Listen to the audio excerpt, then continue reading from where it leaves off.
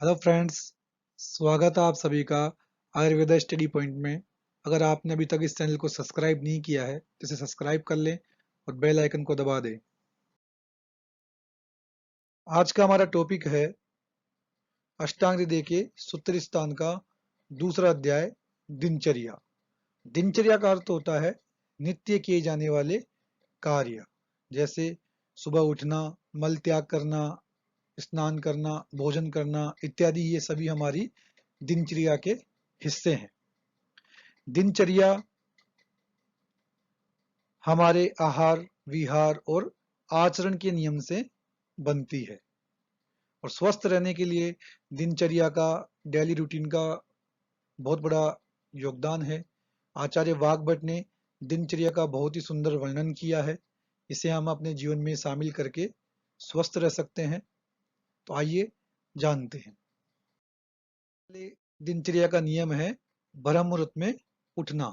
तो स्वस्थ मनुष्य को आयु की रक्षा के लिए ब्रह्म मुहूर्त में उठना चाहिए।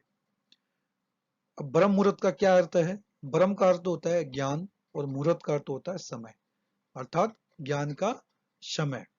तो वह कौन सा समय होगा? प्रातः 3 बजे से लेकर 6 बजे तक का जो समय है उसे ब्रह्म मुहूर्त का समय माना गया है। इसीलिए हमें प्रातःकाल जल्दी उठकर पढ़ने के लिए कहा जाता है। उठने के बाद में मल मूत्र का त्याग करना, शरीर की चिंता अर्थात जीर्ण एवं अजीर्ण का विचार करते हुए मल मूत्र का त्याग करना चाहिए तथा मल मूत्र मार्ग को जल से शुद्ध करना चाहिए। तो शरीर की चिंता अर्थात कि जो हमने रात को खाया है उसका डाइजेशन हुआ है या नहीं हुआ है, इसका विचार करते हुए हमें मल मूत्र का त्याग करना चाहिए। मल एवं मूत्र त्याग के बाद में हमें दंत धावन अर्थात टूथ ब्रश करनी चाहिए। और टूथ ब्रश के लिए अर्क, न्योग्रोध यानी कि वट का वृक्ष हो, खदीर, करंज, ककुब अर्थात अर्जुन का पेड़ हो, इनकी हमें दांतों लेनी चाहिए। या हमें कसाय, कटु, तिक्त रस वाले वृक्ष की दांतों लेनी चाहिए। अब ये दातून कितनी लंबी होनी चाहिए? तो दातून 12 अंगुल लंबी एवं कनिष्ठिका अंगुली के अग्रभाग के समान मोटी होनी चाहिए। तो 12 अंगुल को किसकी होगी? ये जो व्यक्ति जो वो दातुन कर रहा है उसकी 12 अंगुल के बराबर होनी चाहिए लंबाई उसकी। और उसकी जो मोटाई है, जो हमारी कनिष्ठिका अंगुली सबसे जो छोटी अंगुली है उसके अग्रभाग के समान उसकी मोटाई होनी चाहिए। करनी कैसे है दातुन? मसूड़ों को बिना बाधा पहुंचाए दातुन करनी चाहिए। दातुन का निषेध अर्थात किन किन स्थितियों में दातुन नहीं करनी चाहिए? अजीर्ण में, वमथु, श्वास, कास, ज्वर, तृष्णा, मुखपाक, हृदय रोग, नेत्र रोग, शिरोरोग एवं कर्ण रोगों में दातुन नहीं करनी चाहिए। अब अजीर्ण का क्या अर्थ है? कि अजीर्ण में खाना सही से नहीं पचता है। वमथु का अर्थ है वमन या वोमिटिंग होना। श्वास का अर्थ है सांस लेने में तकलीफ या डिस्निया। कास का अर्थ है खांसी या कफ। ज्वर का अर्थ है फीवर। तृष्णा का अर्थ है प्यास लगना। मुखपाक का अर्थ होता है माउथ में अल्सर्स का होना। हृदय रोग, हार्ट डिजीज, नेत्र रोग, आई डिजीज, सिरो रोग, हेड डिजीज, कर्ण रोग, ईयर डिजीज। इसे याद रखने के लिए कि नेक से जो ऊपर के ऑर्गन है, जैसे नेत्र हो गया, सिर हो गया, कर्ण हो गया, मुख हो गया, अगर इनमें कोई रोग होगा, डिजीज होगी, तो उसके अंदर हमें दातुन नहीं करनी चाहिए। ठीक इसी प्रकार से बाकी के शेष रोगों को भी हमें याद रखना है। इसके बाद है अंजन करम। नेत्रों में जो हम काजल लगाते हैं वह क्या है? अंजन करम है। तो नेत्रों के लिए हितकर सोविरंजन का प्रयोग नित्य करना चाहिए। चक्षु अग्नि तत्व प्रधान है, अतः उसे श्लेष्मा से विशेष विकृति होने का भय रहता है। इसलिए श्लेष्मा के शरणार्थ प्रति सप्ताह रसंजन का प्रयोग करना चाहिए। इससे पहले हम वीडियो में डिस्कस कर चुके हैं कि चक्षु इंद्रिय में अग्नि महाभूत प्रधान होता है और जो श्लेष्मा है उसमें जलीय महाभूत प्रधान है।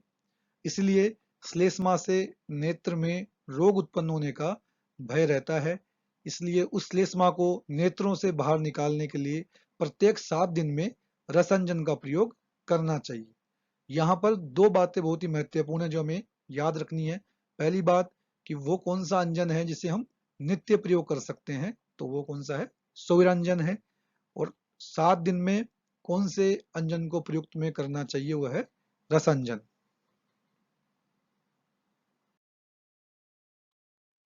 अंजन के पश्चात नावन, गंडूस, धूमपान तथा तांबुल का सेवन करना चाहिए। अब नावन या नशे का क्या अर्थ है कि नाक के द्वारा औषधियों को प्रयोग करना नशे कहलाता है। गंडूस में मुख के अंदर औषधियों को रखना गंडूस कहलाता है। धूमपान की औषधियों के द्वारा धूम या स्मोक जो तैयार किया जाता है उसे नाक से या मुख के द्वारा लेने को धूमपान कहते हैं। तांबुल को हम पान या जो बेटल की जो लीफ होती है उनको उनका सेवन करना।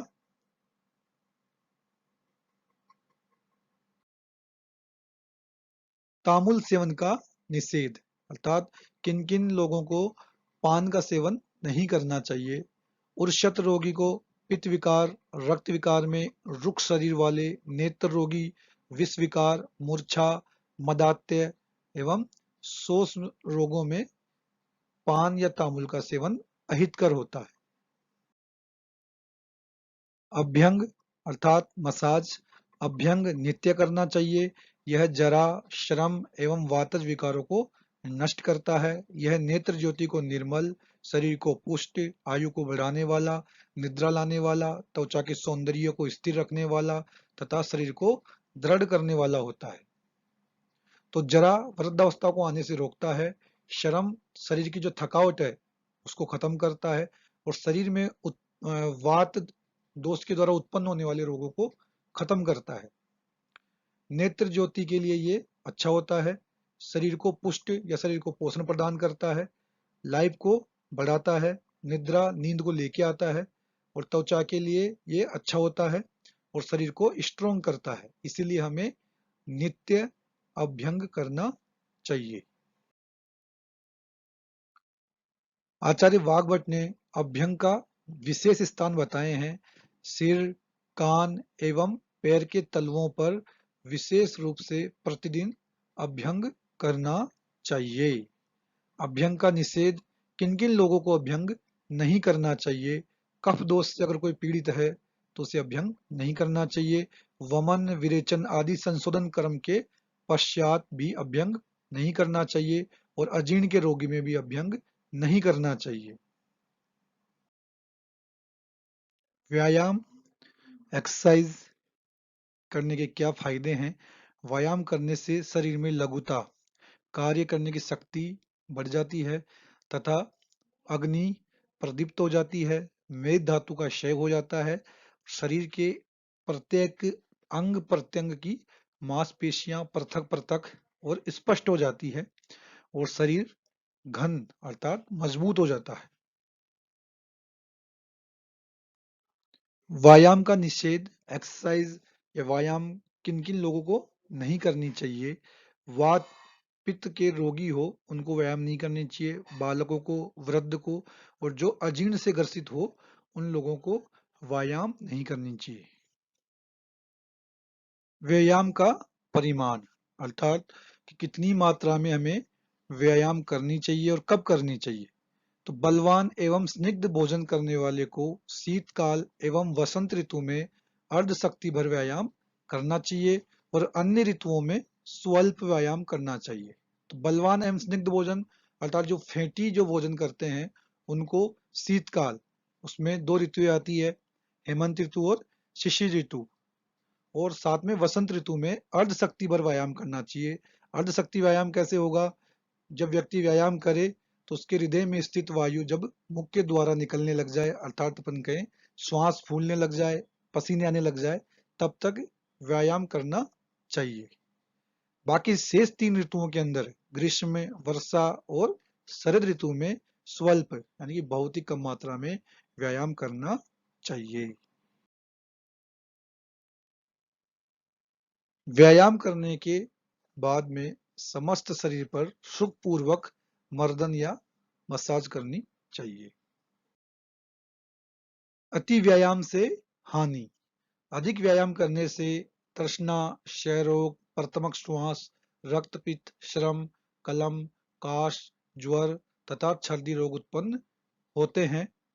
तृष्णा का अर्थ है कि बार बार में प्यास का लगना, क्षय रोग अर्थात शरीर का सूखना, प्रतमक श्वास एक प्रकार से श्वास लेने में दिक्कत का होना, रक्तपित्त ब्लीडिंग डिसऑर्डर्स, श्रम शरीर में थकावट होना, कलम है बिना परिश्रम किए हुई थकावट होना, काश कफ होना, ज्वर फीवर, छर्दी अर्थात वोमिटिंग इनकी उत्पत्ति होती है।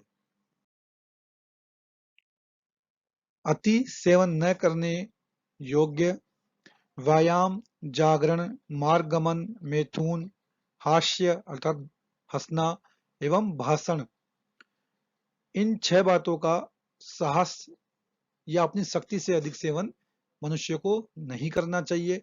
अगर कोई मनुष्य इन्हें अधिक ज्यादा सेवन करता है तो वह उसी प्रकार से नष्ट हो जाता है जिस प्रकार से हाथी को खींचता हुआ शेर नष्ट हो जाता है, क्योंकि हाथी का आकार और वजन शेर से ज्यादा होता है। अगर शेर अति साहस करके उस हाथी को खींचने की कोशिश करेगा तो शेर क्या हो जाएगा, नष्ट हो जाएगा। ठीक उसी प्रकार से इन 6 बातों को अगर कोई व्यक्ति अपनी शक्ति से भी ज्यादा इनका सेवन करेगा तो वह भी नष्ट हो जाएगा। उद्वर्तन के क्या क्या लाभ हैं? तो उद्वर्तन कफ हर होता है अर्थात कफ को कम करता है, मेद धातु का विलयन करता है कि मेद को लिक्विड बना देता है, अंग प्रत्यंग को स्थिर करता है अर्थात जो अंग है जो बॉडी के पार्ट्स है उनको स्ट्रोंग करता है, त्वचा को का प्रसादगर होता है अर्थात त्वचा को स्किन को स्वच्छ और कांतिमान बनाता है। अब उद्वर्तन किसे कहते हैं कि जैसे जो चने का जो आटा है उसमें स्नेह, घी, तेल आदि डालकर उसका शरीर पर मालिश करना उद्वर्तन कहलाता है। स्नान के लाभ। स्नान जठराग्नि दीपक है अर्थात जठराग्नि को बढ़ाता है, वृश्य है अर्थात शुक्र धातु को बढ़ाता है, आयुष्य है जीवन को बढ़ाता है, ओज को बढ़ाता है और बल को बढ़ाता है। कंडू का नाश करता है, कंडू का अर्थ है अगर शरीर में कहीं पर खुजली या इचिंग हो उसका नाश करेगा, मल का नाश करेगा, श्रम अर्थात अगर शरीर में थकावट है तो स्नान उसका भी क्या करेगा, नाश करेगा, स्वेद, तंद्रा, तृष्णा, दाह है तथा बुरी भावना या जो पाप है उसको भी स्नान क्या करता है, नष्ट करता है। इसके बाद में उष्ण शीत जल का प्रयोग स्नान में कैसे करना है? तो स्नान में उष्ण जल अर्थात गर्म पानी का प्रयोग अधःकाय में करना चाहिए क्योंकि यह अधःकाय को बल प्रदान करता है। अब अधःकाय कटी से जो नीचे, कमर से जो नीचे का हिस्सा है वह अधःकाय होता है, लेकिन गर्म जल से कभी भी सिर का स्नान नहीं करना चाहिए क्योंकि ऐसा करने से केश और नेत्र की शक्ति नष्ट हो जाती है। इसके बाद में स्नान का निषेध कि किन किन रोगों में स्नान नहीं करना चाहिए। अर्दित रोग में, नेत्र रोग में, मुख रोग में, कर्ण रोग में, अतिसार में, आद्यमान में, पीनस रोग में, अजीर्ण में और भोजन करने के पश्चात स्नान नहीं करना चाहिए। अर्दित रोग अर्थात फेशियल पैरालिसिस, नेत्र रोग, आई डिजीज, मुख रोग, माउथ डिजीज, कर्ण रोग, ईयर डिजीज, अतिसार, दस्त लगना, डायरिया, आद्यमान, पेट में गैस बनना, पीनस रोग, नाक से पानी का निकलना, छींके आना, अजीर्ण, खाने का सही से नहीं पचाव होना, इंडाइजेशन जिसको हम बोलते हैं, और भोजन करने के पश्चात स्नान नहीं करना चाहिए। इसके बाद है भोजन करने की विधि। तो पहले किए हुए आहार के सम्यक परिपाक या जीर्ण होने पर पथ्य एवं मात्रा अनुसार आहार लेना चाहिए। मल मूत्र के वेग को बलपूर्वक निकालने के लिए प्रेरित नहीं करना चाहिए। मल मूत्र का वेग अगर आ रहा हो तो उन्हें रोककर अन्य कोई कार्य नहीं करना चाहिए। साध्य रोगों की चिकित्सा किए बिना अन्य कार्य नहीं करना चाहिए। तो हम इसको इस प्रकार से समझें कि हमें भोजन कब करना चाहिए। तो जो पहले का खाया हुआ जब पच जाए तब हमें भोजन करना चाहिए। अब भोजन कैसा और कितना होना चाहिए, तो भोजन पथ्य अर्थात जो हमारे शरीर के लिए अच्छा हो। और कितना होना चाहिए, मात्रा पूर्वक होना चाहिए, मात्रा के अनुसार होना चाहिए। अगर किसी को मल मूत्र का वेग आ रहा है तो उसे रोककर कोई अन्य कार्य नहीं करना चाहिए। अगर नहीं आ रहा है तो उसे बलपूर्वक लाने का प्रयास नहीं करना चाहिए। अगर किसी को कोई रोग है, कोई साध्य रोग है, तो सबसे पहले उसकी चिकित्सा करवानी चाहिए। इसके बाद है धर्म का प्राधान्य। तो धर्म क्या होता है? धर्म का अर्थ है आपके आचरण से है। तो सभी प्राणियों की सब प्रवृत्तियां सुख के लिए होती है। सुख की प्राप्ति धर्म के बिना नहीं होती है। अतः सबको धर्म का पालन करना चाहिए। मित्र और अमित्र की परिभाषा बताई हुई है। अच्छे मित्रों से भक्ति पूर्वक मित्रता करे, इससे विपरीत चरित्र वाले से दूर रहे। तो आपका मित्र कैसा होना चाहिए और कैसे लोगों से आपको, कैसे मित्रों से आपको दूर रहना है, वह चीज यहाँ आचार्य ने बताई है। इसके बाद आचार्य वाग्भट ने 10 प्रकार के पाप कर्म को त्याग करने के लिए बताया है। पाप कर्म ऐसे कर्म जो दूसरे प्राणी को दुखी करे। तो ये पाप कर्म 3 प्रकार से किए जा सकते हैं। पहला है शरीर के द्वारा, दूसरा है वाणी के द्वारा अर्थात बोलकर, और तीसरा है मन के द्वारा अर्थात सोचकर। तो सबसे पहले शरीर के द्वारा किए जाने वाले पाप कर्म 3 प्रकार के बताए हैं। पहला है हिंसा, दूसरा है स्तेय, तीसरा है अन्यथा काम। हिंसा का अर्थ होता है किसी के साथ मारपीट करना, स्तेय का अर्थ होता है चोरी करना, और अन्यथा काम का अर्थ होता है कि अपनी स्त्री के अलावा दूसरी स्त्री के साथ मैथुन करना। इसके बाद है वाणी के द्वारा पाप कर्म 4 प्रकार के बताए हैं। पहला है पेशून्य, दूसरा है परश वचन, तीसरा है अनरत, चौथा है सभिन्न आलाप। तो पेशून्य का अर्थ होता है चुगली करना। परस वचन का अर्थ होता है कठोर वचन बोलना, जैसे कोई गाली गलौज जो करते हैं। अनर्थ होता है झूठ बोलना। और सभिन्न आलाप होता है असंबंधित प्रलाप करना, कि बात कुछ और होती है और किसी और बात पर झगड़ा करना। इसके बाद है मन के द्वारा किए जाने वाले पाप कर्म। ये भी 3 प्रकार के हैं। पहला है व्यापद, दूसरा है अविद्या, तीसरा है दृक विप्रिय। व्यापद का अर्थ होता है पर अनिष्ट, दूसरे का बुरा सोचना। अविद्या का अर्थ होता है दूसरे का धन लेना या छीनने की सोचना। और दृक विपर्य का अर्थ होता है जो शास्त्रों में है उसके हमेशा विपरीत सोचना। तो इस प्रकार से ये 10 पाप कर्म हैं जिन्हें हमें त्याग कर देना चाहिए। तो इन पाप कर्मों को हम ऐसे टेबल के रूप में याद कर सकते हैं कि कुल पाप कर्मों की संख्या 10 बताई है। और ये 3 प्रकार के होते हैं, शरीर के द्वारा, वाणी के द्वारा और मन के द्वारा। शरीर के द्वारा 3 प्रकार के, वाणी के द्वारा 4 प्रकार के, और मन के द्वारा 3 प्रकार के पाप कर्म होना बताया है। अगर हम इन सब का योग करेंगे तो ये 10 ही आएंगे। तो इन 10 प्रकार के पाप कर्मों का हमें त्याग कर देना चाहिए, इन्हें छोड़ देना चाहिए। इससे आगे हम नेक्स्ट वीडियो में डिस्कस करेंगे। अगर आपको ये वीडियो पसंद आया हो तो इसे लाइक करें, शेयर करें और कमेंट करें, और इस चैनल को सब्सक्राइब करें। Thank you.